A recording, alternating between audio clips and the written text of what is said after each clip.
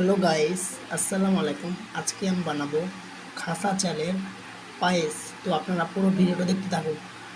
আমি এখানে পোলাও চাল নিয়েছি। আমি আজকে খাসা চাল দিয়ে 250 গ্রাম চাল নিয়েছি।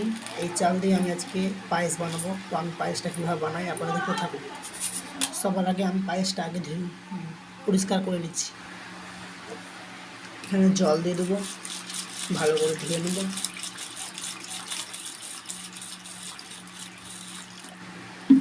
ভালো করে ধুয়ে নেওয়ার পরে যত নোংরা আছে সব বেরিয়ে যাবে।